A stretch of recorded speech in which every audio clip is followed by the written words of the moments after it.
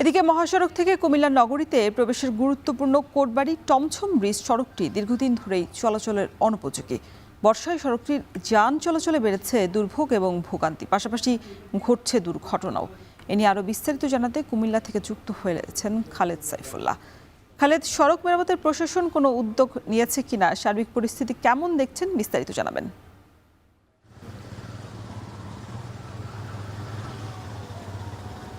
রওশন, কুমিল্লায় কোটবাড়ি বিশ্ব রোড থেকে কুমিল্লার টমছম ব্রিজ হয়ে এই সড়কটি অত্যন্ত গুরুত্বপূর্ণ।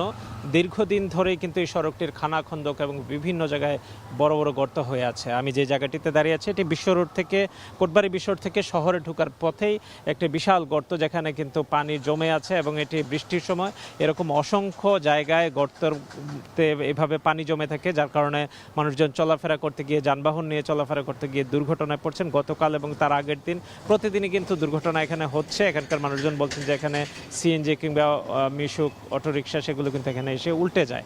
তো এই সড়কটি দীর্ঘদিন ধরেই গত 1 বছর যাবতই কিন্তু এটির অবস্থা খুবই বেহাল এবং এটি কুমিল্লা বিশ্ববিদ্যালয়, কোটবাড়িতে অসংখ্য শিক্ষা প্রতিষ্ঠান রয়েছে। সেই এলাকার মানুষজন কুমিল্লা শহরে যে নগরীতে যে প্রবেশের প্রধানতম সড়ক হচ্ছে এটি, কিন্তু দীর্ঘদিন ধরেই কিন্তু এটির এই বেহাল অবস্থা থাকলেও সেটির সংস্কার হচ্ছে না এবং স্থানীয় মানুষজন অভিযোগ করছেন যে মানুষ এই পথে চলাচল করতে গিয়ে তারা অসুস্থ হয়ে পড়ছেন এবং অনেকেই জরুরি রোগী যাতায়াতের জন্য এই পথটিকে পরিহার করার চেষ্টা করেন। সেজন্য অন্য যে পথগুলো রয়েছে সেগুলোতেও কিন্তু দুর্ভোগে পড়তে হয়। তো এটি অত্যন্ত গুরুত্বপূর্ণ সড়ক হওয়ার পরেও এটি কুমিল্লা ইপিজেড মেডিকেল কলেজে যাতায়াতের জন্য এই সড়কটি মহাসড়ক থেকে শহরের দিকে গিয়েছে।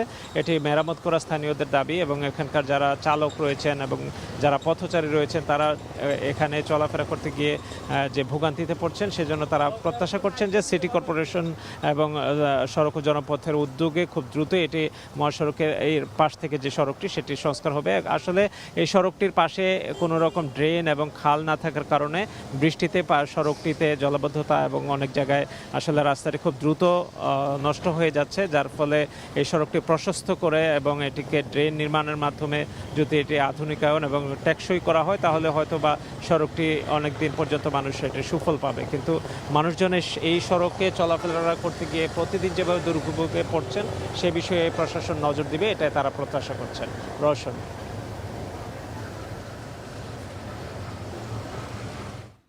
কুমিল্লা থেকে যুক্ত ছিলেন খালেদ সাইফুল্লাহ।